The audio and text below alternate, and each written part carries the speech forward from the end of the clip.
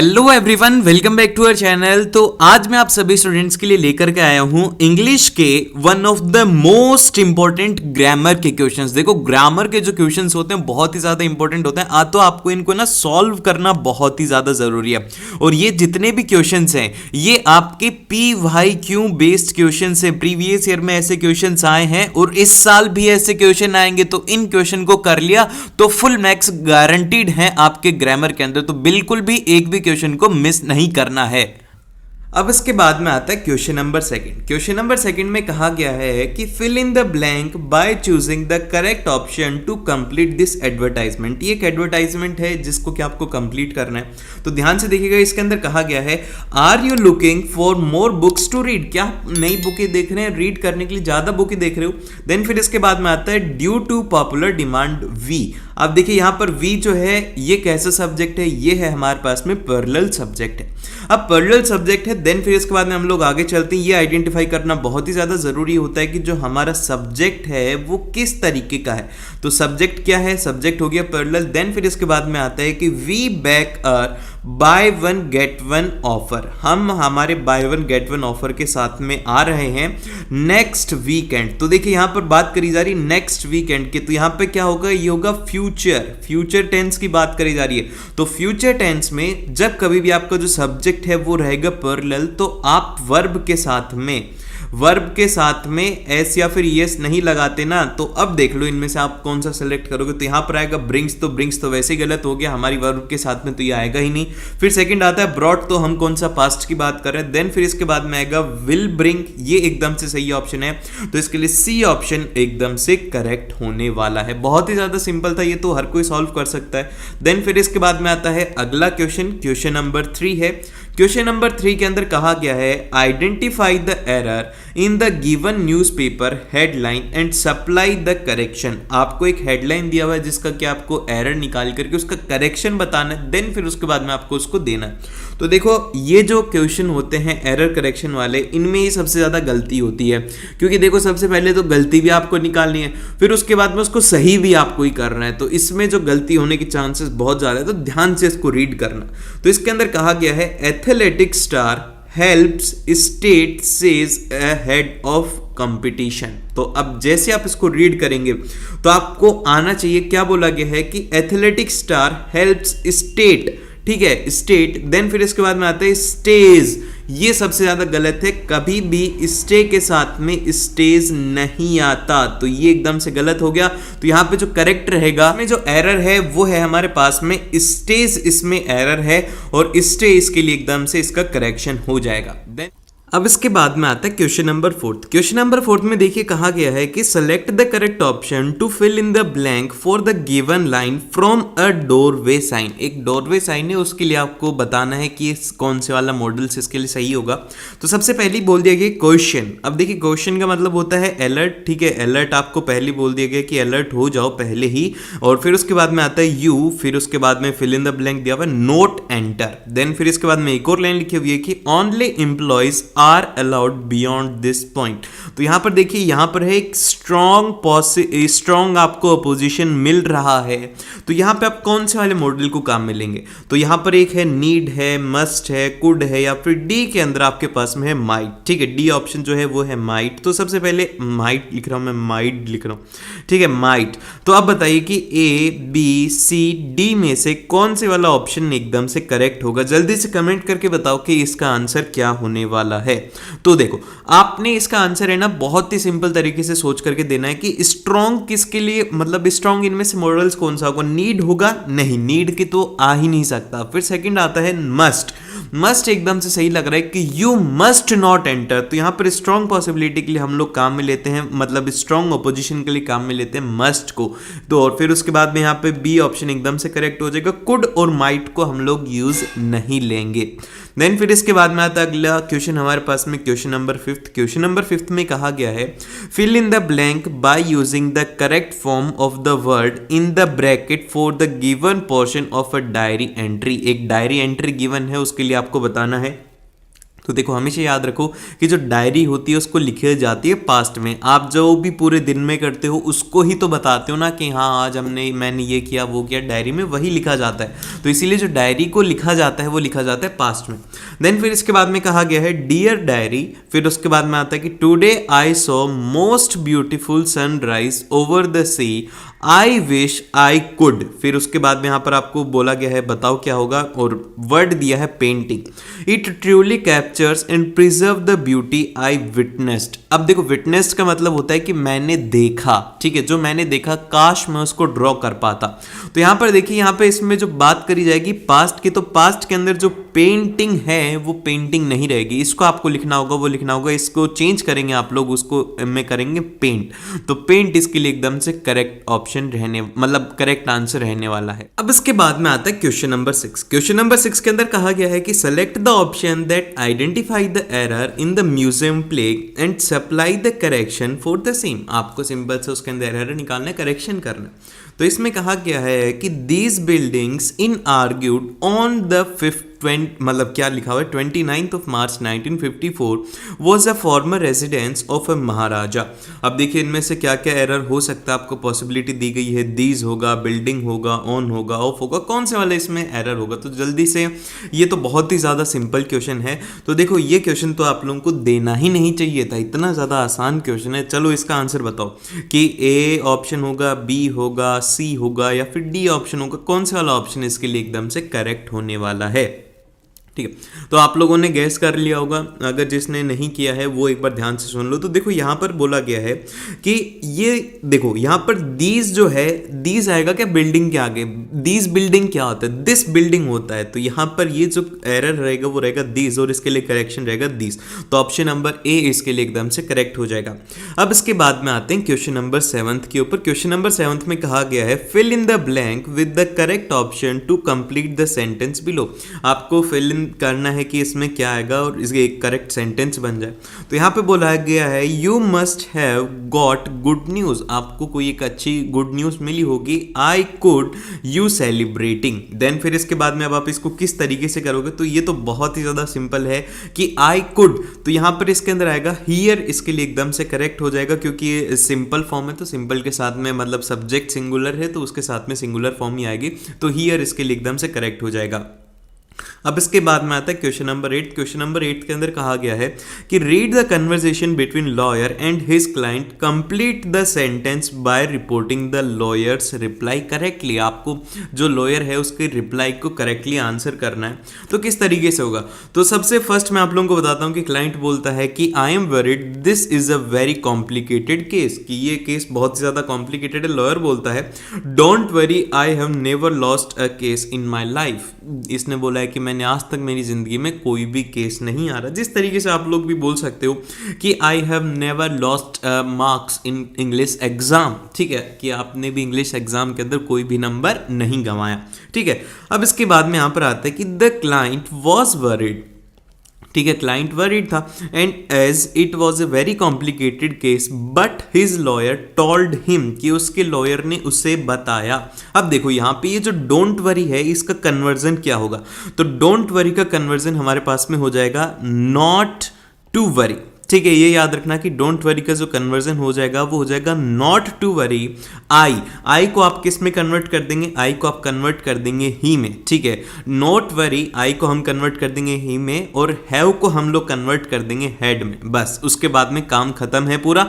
Not to worry he had never lost a case in his life. माई को किस में कन्वर्ट करना है, वो करना है हिज में। ठीक है, इन हिज लाइफ। ठीक है, इस तरीके से आप लोग इसको सॉल्व कर सकते हो। फिर से बोल देता हूं कि आपको डोंट वरी को कन्वर्ट करना है नॉट टू वरी में, और फिर उसके बाद में आई को कन्वर्ट करेंगे आप ही में, और हैव को कन्वर्ट करेंगे हेड में, और फिर लास्ट के अंदर माई को कन्वर्ट करेंगे हिज में। अब इसके बाद में आता है क्वेश्चन नंबर 9। क्वेश्चन नंबर 9 के अंदर कहा गया है fill in the blank by choosing the correct option.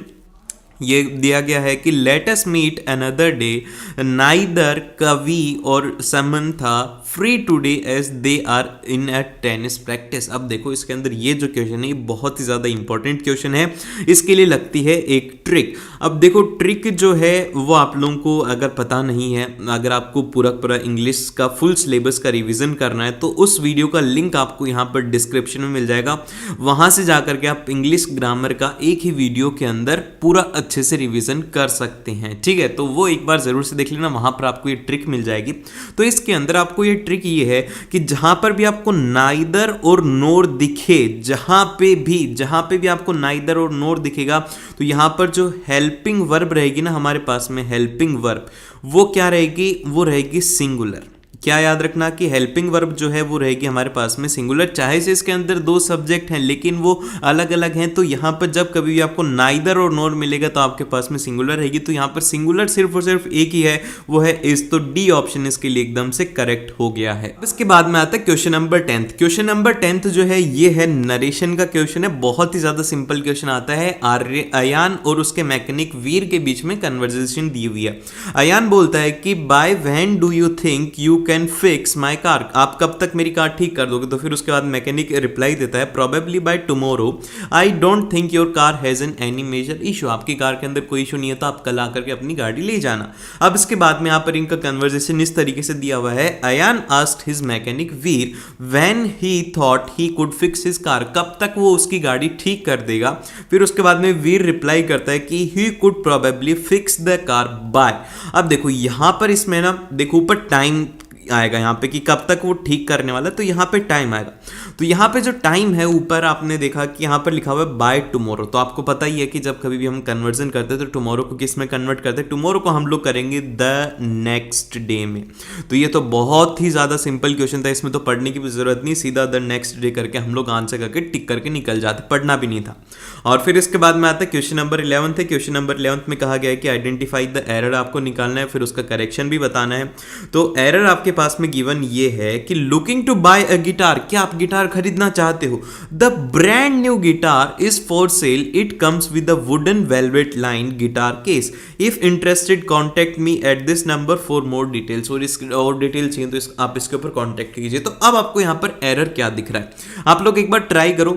आपको जब कभी भी ऐसा होना कि यार मेरे को है ना समझ में नहीं आ रहा क्या करना है, तो आपको मैं एरर करेक्शन वालों के लिए बताता हूँ। सबसे फर्स्ट आप देखो आर्टिकल, ठीक है, आर्टिकल को देखो कि कहीं आर्टिकल के अंदर तो कोई गलती नहीं है। फिर सेकंड आपको देखनी है उसकी हेल्पिंग वर्ब, देखो इनके अंदर ही सबसे ज़्यादा जो प्रॉब्लम करते हैं वो यहाँ पर ही करते हैं।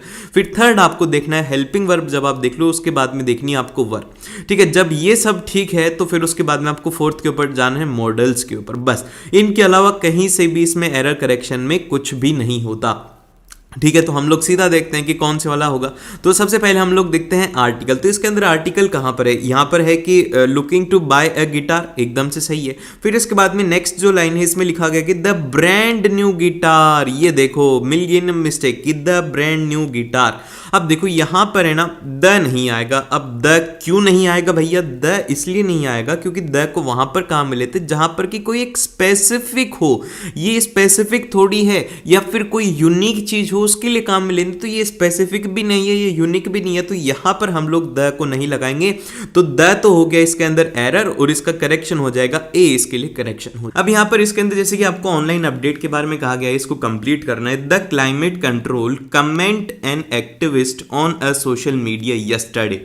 अब यहां पर देखो बात करी गई है यस्टरडे। अब जैसे यस्टरडे आ गया तो यहां पर किसकी बात करी जा रही है, वो करी जा रही है पास्ट की। तो जब कभी भी पास्ट की बात करी जाएगी तो यहां पर पास्ट टेंस के अंदर है, तो पास्ट के साथ में वर्ब कौन सी होती है भैया, इसके साथ में वर्ब की जो फॉर्म होती है वो होती है आपके पास में सेकंड फॉर्म। अब यहां पर देखो ऑप्शन में क्या दिया हुआ, यहां पर दिया हुआ blow up, blew up, is blown, will be blown. तो यहां पर जब आप इन ऑप्शन को देख रहे हो तो यहां पे सबसे पहला जो ऑप्शन है ये किस में गिवन है, आपको ये दिया हुआ है आपको प्रेजेंट में। प्रेजेंट के अंदर तो हो नहीं सकता क्योंकि हमारे तो यहाँ पर पास्ट के अंदर बात करी जा रही है। फिर इसके बाद में ब्लू अप, हाँ ये एकदम से करेक्ट है, पास्ट के अंदर हो जाएगा क्योंकि ये सेकंड फॉर्म है, तो ये एकदम से करेक्ट ऑप्शन होंगे। इसका बी ऑप्शन करेक्ट हो गया और इस ब्लोन नहीं होगा। और फिर इसके बाद में विल बी ब्लोन क्या हो जाएगा, ये हो जाएगा फ्यूचर में। तो इस वजह से इसका करेक्ट आंसर रहेगा बी ऑप्शन, एकदम से करेक्ट है। देन फिर इसके बाद में चलते हैं हम क्वेश्चन नंबर सेकंड के अंदर, जिसके अंदर की आप लोगों को देखने को मिलेगा यहाँ पर रिपोर्टेड स्पीच में। अब रिपोर्टेड स्पीच जो है ये क्या करते करते थे हम लोग, बहुत ही सिंपल सा सॉल्व करते थे, एक दो क्वेश्चन सॉल्व करके खुश हो जाते थे। लेकिन सीबीएसई हमें खुश देख के ना बहुत ज़्यादा परेशान हो जाता है। वो सोचते हैं कि यार इनकी खुशी कैसे खराब करूं, तो पेपर टफ बना देंगे, पेपर टफ बना देंगे तो उसमें कुछ कुछ नए क्वेश्चंस डाल देंगे। तो उसी के साथ में मतलब अब ये तो चलो ठीक है, ये और काम कर लेना, एसएसटी का भी देख लेना सैम्पल पेपर, साइंस का भी सैम्पल पेपर देख लेना, और मैथ्स का भी सैम्पल पेपर एक बार देख लेना। सभी के सैम्पल पेपर मैंने सॉल्व करवा दिए, बट जाकर के जरूर से देख लेना, ठीक है। अब अगर बात करें कि इसके अंदर क्या कहा गया है, भैया डॉक्टर है और उसके पास में पेशेंट क्या है। अब डॉक्टर ने कहा गया है कि do you feel down from the time to time mister Gopalan. Gopalan से पूछा गया और गोपालन ने रिप्लाई दिया, yes I don't stay in a good mood. उसका कहना यह है कि मैं गुड मूड में नहीं रहता, मतलब मेरा मूड अच्छा नहीं रहता। जैसे कि सीबीएसई का है, सीबीएसई का कभी मूड अच्छा नहीं रहता, पेपर टफ कर देता है, एग्जाम डिले कर देता है, कुछ भी कर रहा है, मतलब सीबीएसई का मूड अच्छा नहीं है। कुल मिलाकर के बात ये है। तो यहाँ पर कहा यह गया है कि आपको मतलब इसको कन्वर्ट करना ये है कि the doctor while trying to figure out his patients ailment asked about his well being to which the patient affirmed. अब देखो यहाँ पर आपने जब इसको पढ़ा तो आपको लगेगा कि यार भैया ये तो हम करते ही नहीं थे, हम तो ये करते थे कि the doctor said to patient that, ये करते थे। लेकिन यहाँ पर क्या लिखा हुआ है, ये बहुत ही सिंपल बातें में लिखा हुआ है कि इसके अंदर देखो डॉक्टर ने क्या करा है, डॉक्टर उससे पूछना चाह रहे तो इसी को लिख दिया कि the doctor while trying to figure out his patients element, मतलब कि वो कैसा है, and ask about his wellness. तो यहाँ पर ये इसने पूछ लिया कि आप कैसे हो, उसको यहाँ पर पूरा पूरा एक लाइन के अंदर लिख दिया। अब उसके बाद में कहा गया है कि ये जो पेशेंट वाला सेंटेंस है इसको आप कैसे लिखोगे। तो देखो अब जैसे आप देख रहे हो कि यहाँ पर द एफर्म्ड, तो अब एफर्म्ड आपने देखा तो यहाँ पर आपके दिमाग में आना चाहिए कि भैया ये एफर्म्ड है, ये क्या है, ये है सेकंड फॉर्म। तो सेकंड फॉर्म हो गया, तो यहाँ पर इसके अंदर क्या है, डोंट स्टे। तो आप बोलोगे कि भैया यहाँ पर लिख दो डिड नॉट, ठीक है, डिड नॉट स्टे। अब जैसे आपने लिखा, ये सीबीएसई ने बोल दिया गलत है, ये नहीं होगा। तो सीबीएसई का अकॉर्डिंग क्या है, उन्होंने कहा है कि जब कभी भी ये पर बात करी जा रही है वो करी जा रही है प्रेजेंट की। अब ये प्रेजेंट मूड के अंदर ही तो पूछ रहे हैं कि आपका मूड कैसा है, प्रेजेंट में ही तो रिप्लाई दे रहा है, अभी वो प्रेजेंट में ही चल रहे हैं कंटिन्यू, ये तो है नहीं ये पास्ट का है। तो जब वो प्रेजेंट में चल रहे हैं तो आपको इसका जो रिप्लाई है वो भी क्या देना होगा, आपको प्रेजेंट में देना होगा। तो डिड नॉट सीबीएसई के अकॉर्डिंग रॉन्ग है, और यहाँ पर आना चाहिए डज नॉट। अब देखो यहाँ पर होने को तो ये करेक्ट होना चाहिए डिड नॉट, क्योंकि यहाँ पर एफर्म्ड काम में लिया है। लेकिन अगर बात करेंगे सीबीएसई के अकॉर्डिंग, सीबीएसई ने ये कंसीडर करा है कि यहाँ पर ये है प्रेजेंट टेंस में। जब ये प्रेजेंट टेंस में है तो इसके साथ में यूज में होना चाहिए does not stay in a good mood, ठीक है। ये पूरा पूरा सेंटेंस रहेगा, इस तरीके से आपको इसे सॉल्व करना है। देन फिर इसके बाद में चलते हैं हम क्वेश्चन नंबर 3 में, जिसके अंदर की कहा गया है कि select the correct option to fill in the blank. आपको इसको फिल करना है। यहाँ पर ये जो क्वेश्चन देखने को मिलेगा, ये देखने को मिलेगा आपको मॉडल्स से, ठीक है, मॉडल और प्लस इसमें टेंस थोड़ा थोड़ा काम में लिया जाएगा। तो अब इसको देखते हैं इसको कैसे करेंगे। तो यहाँ पर ये स्टेटमेंट स्टार्ट होता है कि द एडवर्टीजमेंट रीड इफ। अब देखो यहाँ पर इफ आ गया, तो अब इफ से अगर कोई भी सेंटेंस स्टार्ट होता है तो वो जो सेंटेंस होता है वो होता है कंडीशनल। क्या होता है, ये होता है कंडीशनल सेंटेंस होता है। अब जब ये कंडीशनल सेंटेंस होता है ना तो इसके साथ में कुछ कुछ चीजें आती हैं। अब जब कभी भी कंडीशनल सेंटेंस देखो, जैसे कि जो इफ से स्टार्ट हो रहा है, तो वहां पर आपको क्या करना है, उसकी जो स्टार्टिंग है वो फॉर्मेट ये रहता है कि सबसे पहले उसके अंदर आता है सब्जेक्ट, ये नोट डाउन कर लेना। फिर उसके साथ में आती है यहाँ पर वर्ब, और फिर उसके साथ में यहाँ पर आ जाता है ऑब्जेक्ट। ऑब्जेक्ट एक बार लिख देता हूँ मैं, ओबी लिख देता हूँ। और फिर उसके साथ में यहाँ पर आ जाती है उसका फ्यूचर सिंपल टेंस के साथ में जो अगले वाला सेंटेंस होता है वो ये होता है, ठीक है। ये इसका फॉर्मेट रहता है। अब इसके अंदर लिखा गया है कि if you smoke statistically your story. अब इसके बाद में यहाँ पर आता है कि and up 15% before it should be. तो यहाँ पर बात करी जा रही है फ्यूचर की। याद रखो कि यहाँ पर ये फ्यूचर में जाएगा। तो अब जब ये फ्यूचर के अंदर जाएगा तो इनमें से फ्यूचर में कौन सा जा सकता है भैया, मस्ट जाएगा, शुड जाएगा, विल आएगा, ओट आएगा। तो आपको सीधा आना चाहिए कि भैया फ्यूचर की बात करी जा रही है तो विल आएगा, विल हो गया इसका करेक्ट आंसर। तो इसके अंदर टेंस को यूज करके हमने जल्दी से फिगर आउट कर लिया कि क्या होने वाला है। और फिर इसके बाद में हमारे पास में आता है क्वेश्चन नंबर 4, जिसके अंदर की कहा गया है कि आपको एरर और करेक्शन है। अब देखो कितनी ज्यादा मेहनत कर रहे हैं सीबीएसई ये भी कह रहा है कि तुम मत निकालो, तुम चिल बैठे रहो, हम निकाल के दे देते हैं और इनमें से तुम्हें सिलेक्ट करना है कि कौन से वाला होगा। तो पहले क्या होता था, पहले बड़ा अच्छा था कि यार एक पैराग्राफ आता था, उसके अंदर से हम मस्त आराम से उसको सॉल्व करते थे और फिर उसके बाद में हमारा आंसर आ जाता था। लेकिन अब हमारी खुशी बर्दाश्त कहाँ होती है किसी को, तो लग गई नजर। तो वो नजर ये लगी कि उन्होंने कह दिया कि चलो भैया इसमें से निकालो कि last week a child was not allowed to board the plane at the Ranchi airport. ठीक है, अब ये बात है, एक स्टेटमेंट है सीधा सा, अब इसमें से निकालना है इनकरेक्ट क्या है। सबसे पहले में दी गया है एरर चाइल्ड को चिल्ड्रन कर दे, एकदम से गलत है, इसका कोई मीन से नहीं निकलता, लास्ट और प्रीवियस एक ही बात है। और फिर इसके बाद यहाँ पर एट और इन, ये भी एकदम से सही बात है। तो सबसे पहले ये फिगर आउट करने की कोशिश करो कि रॉन्ग कौन सा है। अब जब आपने सारे के सारे रॉन्ग को फिगर आउट कर लिया तो यहाँ पर बचते हैं बस एक ही करेक्ट, वो है यहाँ पर द और ए। ठीक है, ये हो गया द और ए, मतलब द ये वाला द प्लेन की जगह पर आप ए प्लेन कर सकते हो, एकदम से सही बात है, आपकी जो मर्जी वो करो ना। ये द इसके साथ में नहीं काम में लिया जाएगा और यहाँ पे ए हम काम में ले सकते हैं। तो ये हो गया इसका एरर करेक्शन, इसका सी ऑप्शन हो गया करेक्ट। ठीक है, मैं समझ पा रहा हूं कि तुम्हें फील नहीं आ रही क्योंकि क्वेश्चंस पूरे चेंज हो गए हैं और क्वेश्चंस का लेवल भी चेंज हो गया है। तो आपको क्या करना होगा, भी ये प्रैक्टिस करनी होगी ऐसे क्वेश्चंस की, और इसकी मैं सच बता रहा हूं कि आपको थोड़ी आदत डल जाएगी जब आप ऐसे क्वेश्चंस करोगे। खूब सारे क्वेश्चंस आपको मिल जाएंगे, इनफैक्ट मैं भी आपको प्रोवाइड करवाऊंगा, तो ज़्यादा चिंता मत करो। अगर समझ में नहीं आ रहा तो ध्यान से सुनो कि मैं क्या क्या बातें बता रहा हूँ, फिर उसके बाद में आपको ये सही ढंग से अच्छे से समझ में आएगा। इसके बाद में हमारे पास में आता है क्वेश्चन नंबर 5। अब देखो क्वेश्चन नंबर 5 जो है, इसके अंदर आप लोगों को दो कॉम्बिनेशन वाले सेंटेंस हैं, एक तरीके से एक प्रेजेंट में है और फिर एक उसके बाद में पास्ट में। तो मतलब क्या है, कैसे है, वो हम देखते हैं इसमें।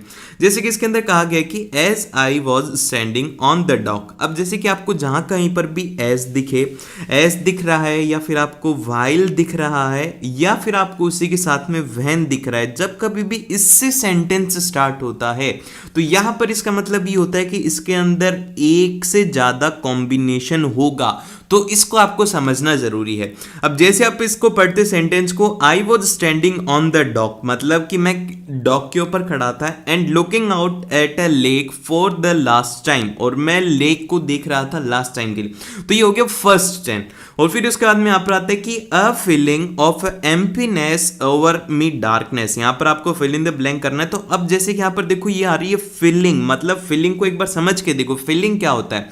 फीलिंग एक टेम्परेरी होता है, बस एक शॉर्ट टाइम के लिए होता है। ठीक है, और वहीं पर ही अगर बात करी जाए कि आई वॉज स्टैंडिंग, मतलब एक तरीके से यहाँ पर कहा जा रहा है कि वो उसके ऊपर खड़ा था। तो ये जो प्रोसेस है ये है एक तरीके से लॉन्ग टास्क, जो कि काफी ज्यादा देर तक होगा।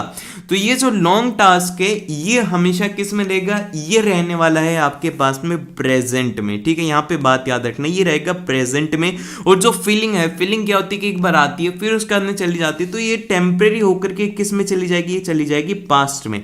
ठीक है, अब उसके बाद में यहाँ पर आंसर क्या होगा, तो यहाँ पर आंसर ये होगा आपके पास में, जैसे कि इसके अंदर ऑप्शंस दिए हुए हैं कि इसमें क्या होगा। तो जैसे आपने इसमें देखा तो मैंने क्या कहा कि ये जाएगी, फीलिंग जाएगी पास्ट में, तो मतलब ये हो गया पास्ट में। अब आपको पास्ट के लिए कौन सी वर्ब चाहिए होती है, वो चाहिए होती है सेकंड वर्ब। तो अब इनमें से सेकंड वर्ब कहां पर मिल रही है आपको, तो सेकंड वर्ब यहां पे मिलेगी आपको डी में, तो डी ऑप्शन इसका एकदम से करेक्ट हो गया। इतने सिंपल क्वेश्चन आते हैं, मैं बता रहा हूं ना, बहुत ही ज्यादा सिंपल है, लेकिन इसको बस थोड़ा सा लॉजिकली थिंक करना होगा। पहले क्या होता था कि क्वेश्चन अगर टफ भी बनाते थे तो बच्चे सॉल्व कर लेते, लेकिन यहां पर क्या रहा है, जहां पर लॉजिक का काम में ले लें वहां पर हमारा दिमाग ही नहीं चलता, क्योंकि हम लॉजिक नहीं लगाते, हम रटते हैं चीजों को। समझो, आपको सब कुछ अच्छे से समझ में आएगा। अब इसके बाद में जो अगले वाला क्वेश्चन है, ये क्वेश्चन है ऑब्जर्वेशन बेस्ड। अब देखो ऑब्जर्वेशन का मतलब यहाँ पे ये है कि आपको इसके अंदर ऑब्जर्व करना होगा। ये इसके कोई एक तरीके से पर्टिकुलर मैं इसका कोई रीजन नहीं दे पाऊंगा, बस इसको ऑब्जर्व करना है कि ऐसा होता है तो होता है। अब इसके अंदर कहा गया कि subject request for approval, dear sir this is respectfully submit that I, मतलब एक तरीके से सिक। अब देखो सिक के बहुत सारे ऑप्शंस हो सकते हैं। अब सिक का मतलब क्या होता है, सिक का मतलब होता है चाहता हूं, मतलब कि मैं यहां पर कोई भी चीज चाहता हूं कि एक्सेप्ट कर रहे हो किसी चीज को, वहां पर होता है सिकिंग का मतलब। अब यहां पर सिकिंग नहीं आ जाएगा इसका आंसर, सिकिंग नहीं आ सकता, क्योंकि आप चाह रहे हो, चाह रहा हूं नहीं होगा, चाहता हूं होगा। तो यहां पे इसका जो करेक्ट ऑप्शन रहेगा वो रहेगा सिक, इसका एकदम से करेक्ट है। सीबीएसई ने खुद ही आंसर दे दिया कि सिक ही लिखाओ, और जो अपनी ज्यादा बुद्धि लगाएगा उसका आंसर यहां पे गलत हो जाएगा। और फिर इसके बाद में हमारे पास में आता है क्वेश्चन नंबर 7। अब क्वेश्चन नंबर 7 के अंदर कहा गया है, फिर से एक रिपोर्टेड स्पीच का है कि ग्रैंडसन और ग्रैंडपा को लेकर के इसमें कन्वर्सेशन दिया हुआ है। ग्रैंडसन बोलता है कि who are your super hero, मतलब दादाजी आपके सुपर हीरो कौन है। तो इसी तरीके से मैं आपका पूछ रहा हूं, आपका सुपर हीरो कौन है कमेंट सेक्शन में एक बार बताओ। और इतना ज़्यादा कोई हैवी टास्क मत लो, बहुत ही ज़्यादा आप अच्छे से एडॉप्ट कर पाओगे इन क्वेश्चन को। एक तो यही हो जाए भैया डिप्रेशन हो गया हमें तो हम क्या करेंगे, डिप्रेशन लेने की कोई ज़रूरत नहीं है, आराम से क्वेश्चन से सॉल्व होंगे। आपको मैं पूरी प्रैक्टिस करवा दूंगा, बस आप इसके साथ में कंटिन्यू चलते जाइए, ठीक है। अभी क्वेश्चंस टफ लग रहे हैं क्योंकि ये थोड़े टफ है, नए क्वेश्चंस होते हैं हमेशा टफ लगते हैं, ठीक है। अब इसके बाद में यहाँ पर कहा गया कि ग्रैंडपा, अब ग्रैंडपा क्या बोल रहे हैं कि anyone who shows kindness and compassion to others, तो मतलब जो हमारे दादाजी हैं उनका कहना यह है कि बेटा सुपर हीरो वही होता है जो कि दूसरों को काइंडनेस दिखाते, दूसरों की मदद करता है, वो होता है दादाजी के अकॉर्डिंग। अब इसी के साथ में यहाँ पर इसमें लिखा गया है कि in response to the question about his super hero grandfather says that. अब जैसे ही आप इसको लिखोगे तो आपको यहां पर आना चाहिए कि यार इसके अंदर क्या हम काम में लेंगे। तो जैसे यहां पर आता है कि ग्रैंडफादर सेज दैट, तो आपको यहां पर एक फॉर्मेट याद होना चाहिए, फॉर्मेट आपको याद कर लेना है, ठीक है। ये फॉर्मेट ये है कि आपको इसके अंदर लिखना होगा सब्जेक्ट, ठीक है, सब्जेक्ट लिख देना है और फिर उसके साथ में आपको लगा देनी एक हेल्पिंग वर्ब, ठीक है, एक हेल्पिंग वर्ब सब्जेक्ट और उसके साथ में हेल्पिंग वर्ब, यहां से आपका क्वेश्चन सॉल्व हो जाएगा। अब देखो, अब आपको क्या है कि इसके अंदर खुद को सब्जेक्ट फॉर्म करना होगा। अब सब्जेक्ट कैसे फॉर्म होगा, आपको यहां पर कहा गया कि एनीवन हु शोज काइंडनेस, तो मतलब आप बोलोगे कि भैया यहां पर एक तो इट हो सकता है, इट इज, और फिर उसके बाद में एक हो सकता है देयर आर। मतलब क्या हो सकता है भैया आप खुद बताओ। देखो देयर कहां पर काम में लिया जाता है, जहां पर ज्यादा लोग होते हैं, तो देयर के साथ में आएगा यहां पर सो मैनी, ठीक है, यहां पे काम में लिया जाता है, मतलब बहुत सारे लोग हैं। लेकिन यहां पर किसके लिए बात कर रहे हैं, वो बात कर रहे हैं एनीवन। यहां पर ध्यान रखो कि यहां पर बहुत सारे लोगों के लिए बात हो रही है, लेकिन जो दादाजी हैं वो कह रहे हैं एनीवन, मतलब कोई एक पर्टिकुलर है तो वो कम है, तो उसके लिए क्या काम में लिया जाएगा, उसके लिए काम में लिया जाएगा इट इज। तो यहां पे इसका करेक्ट ऑप्शन रह जाएगा कि it is anyone who shows kindness and compassion to other. तो ये बचा हुआ सेंटेंस अपना कंप्लीट कर लेना। इसके बाद में हमारे पास में आता है क्वेश्चन नंबर 8। अब देखो क्वेश्चन नंबर 8 है, फिर से एरर करेक्शन का क्वेश्चन है, लेकिन इस बार क्या करा है, आपको थोड़ा कष्ट करना होगा, आपको ही एरर निकालना होगा, आपको ही करेक्ट करना होगा। अब जैसे कि इस स्टेटमेंट का इतना बड़ा स्टेटमेंट था, इसके 4 सेंटेंस बना करके आपको दिए जाते थे, उसको सॉल्व करना था, लेकिन अभी एक ही है। तो आपको क्या करना होगा, इसको ब्रेक करो। सबसे पहले ये वाला सेंटेंस पढ़ो, आधा सेंटेंस ये है और आधा सेंटेंस इसको ऐसे ब्रेक करके पढ़ोगे तो अच्छे से समझ में आएगा।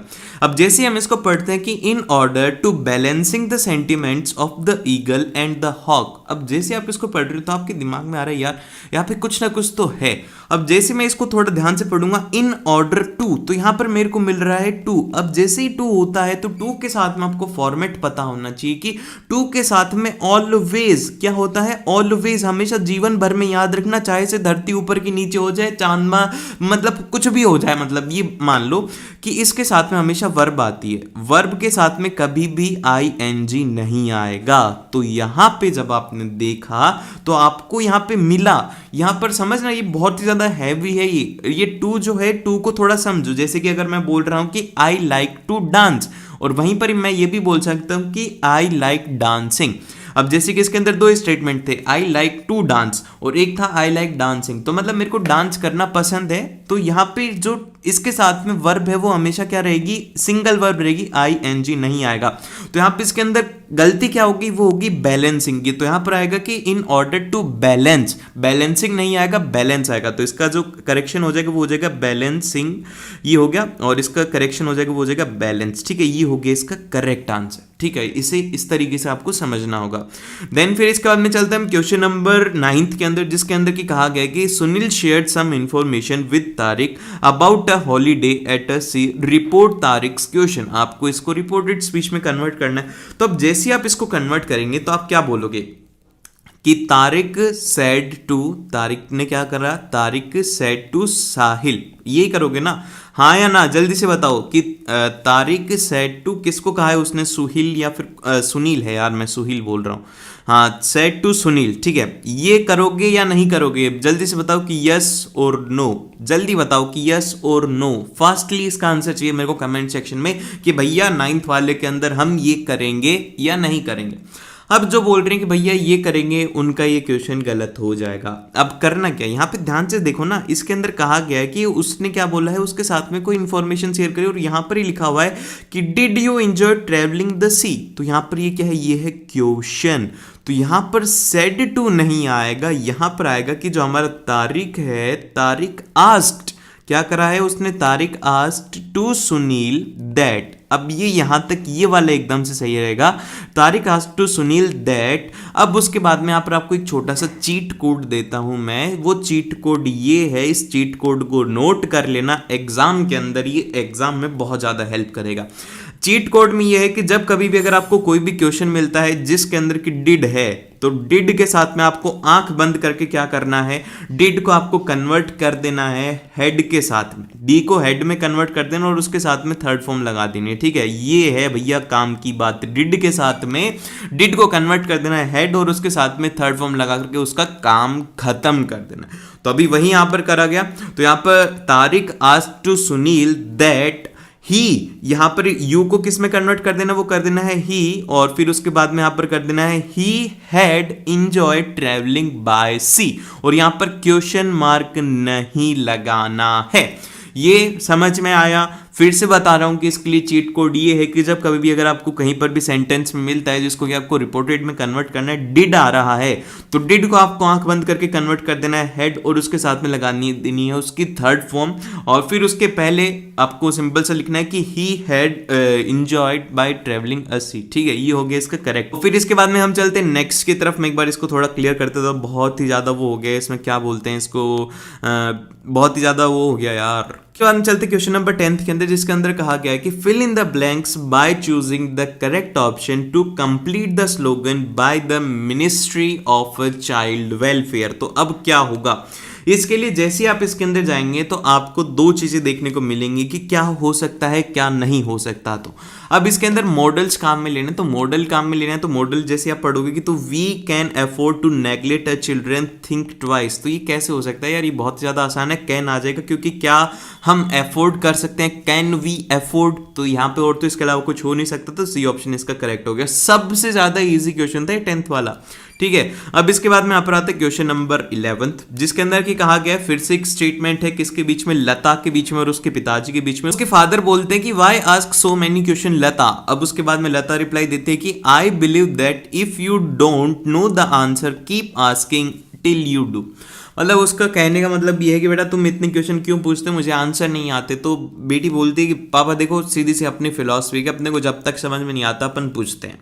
अब इसके बाद में एक अच्छा काम ये करा है कि आपको पूरा पूरा लिख के दे दिया कि the father asked Lata the reason for so many questions, वो सब कुछ आपको लिख के दे दिया। फिर इसके बाद में यहाँ पर आता है आपको कंप्लीट क्या करना है कि of not knowing the answer one should. अब जैसे यहाँ पर शुड आ रहा है तो शुड के साथ में आपको एक कंडीशन याद होनी चाहिए कि जब कभी भी शुड काम में लिया जाएगा तो आपको यहाँ पर काम में लेना है मॉडल वर्ब, और फिर उसके साथ में आपको काम में लेनी है उसकी फर्स्ट फॉर्म। अब यहाँ पे देखो कि आपको कौन से वाली मिल रही है, तो यहाँ पर आपको मॉडल वर्ब मिलेगा और फिर अरे यार ये क्या है, ये है मॉडल और उसके साथ में आपको क्या लगाना है, वर्ब, और उसके साथ में फर्स्ट फॉर्म लगाने।